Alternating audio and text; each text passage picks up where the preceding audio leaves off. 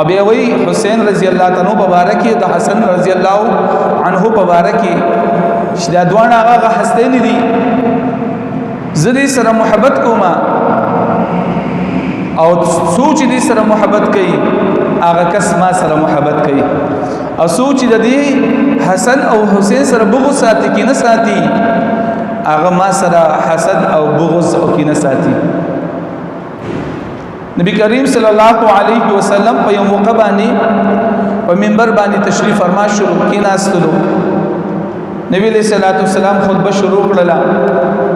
په دې کې ګوري چې د مسجد نبوي په دروازه باندې حسن او حسین رضی الله عنهما واړه مشومان دي دوانه رادن نشول کله چې دوانه رادن نشول نبی کریم صلی الله علیه وسلم خپل خطبه بند کړه او کوشلو د منبرنا او یو غي کې حسن روچت کو بل غي کې حسین روچت کړو او دوانه راوستل یو پتون باندې کینولو بل پتون باندې کینولو او وی فرمایل الله جل شانه دشته وی انما اموالکم اولادکم فتنه بشک استاسو مالونه استاسو اولاد استاسو فتنه ده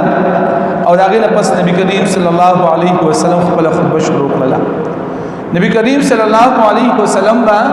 حسن او حسین سره دومره مینه محبت ساتلو کله چې نبی کریم صلی الله علیه وسلم مسکور کولو نو حسن او حسین براغلل نبی کریم صلی الله علیه وسلم په شابه باندې باغ کې ناستل او نبی صلی الله علیه وسلم خپل سجدو دومره وګد کړلا چې سو پوری باغ مشمان نو پاسیدلی نبی صلی الله علیه وسلم خپل هغه جلسه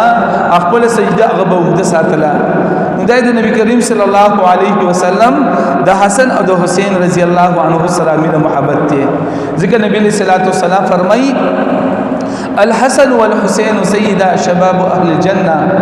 حسن او حسین دا په جنت کې د جنتینو چې کوم نوجوانان دي داغي سرداران بوي حسن او حسین په جنت کې څومره چې ځوانان دي ټول ځوانانو سرداران هغه به حسن او حسین وي نو نبی کریم صلی الله علیه وسلم د حسن او د حسین رضی الله تعالی سره ډیر مینه محبت ساتل لري عزت مند او نبی کریم صلی الله علیه وسلم داغه د پر دعا کړی دا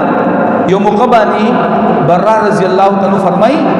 چې نبی صلی الله علیه وسلم ابصر حسن او حسین وی کتل حسن او حسین تا او داغه پس دا دعا وغوښتله اللهم انی احبهما اے الله زدی سره محبت کوم حسن سره او حسین سره فاحبهما اے الله تم دې سره محبت وکي